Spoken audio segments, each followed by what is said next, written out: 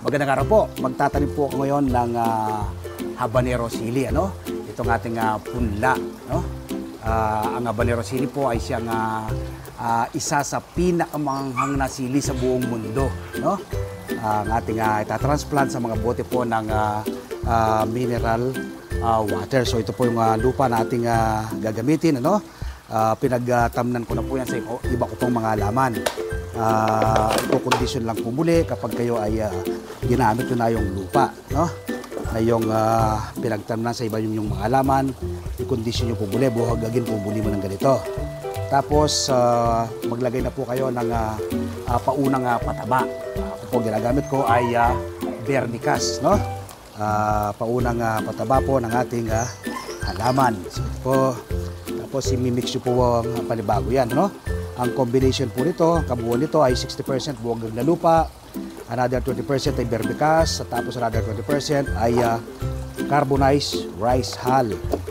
Ang sili po ay napakadaling alagaan at patubuhin, tulad po nitong ating siling habanero.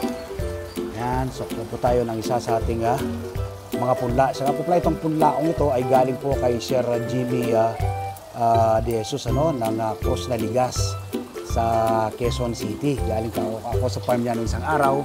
So humingi ako ng seed sa kanya dahil meron siyang habanero sili. Meron din naman akong tanim dati ng habanero sili kaso hindi pa ako nakapagpunla. Nakita ko marami naman ang punla ni Sir Jimmy kaya humingi ako sa kanya. Yan. Ganun po. Tapos maglalagay kayo ng konti pang lupa. Ayan. Ayun. So, ito itatransplant pa natin lahat. Ito yung ating bagong transplant na habanero sili. Pakadali pong alagaan at patubuhin. Ano po bang ma-achieve po ninyo kapag kayo nagtatanim ng sariling pagkain? Una po, makakatipid ka. Pangalawa, masustansyang pagsasalo ng buong pamilya. At pangatlo, makakatulong ka sa pagpreserba sa ating inang kalikasan. Ako pong pamamaraan ko, kapag may mga una na po akong mga tanim na sili, kapag nakita kong palipas na yung una kong mga tanim, nagtatanim ako ng panibago, lalo na kung makakita ko ng bagong variety. Nang sa ganon, all year round po ay makaka-harvest ako, ng aking tanim na iba't ibang uri ng alaman. Wala po kayong enough space, wala pong problema. Sa mga bote po ng mineral water ay pwede naman tulad po ng aking ginagawa. Patas po na pala natin i-transplant na ganyan, bahagya nyo pong diligan. Nang sa ganon ay yung pong ugat ng halaman ay mabilis pong mag-fit sa lupa at mawala po yung stress ng halaman.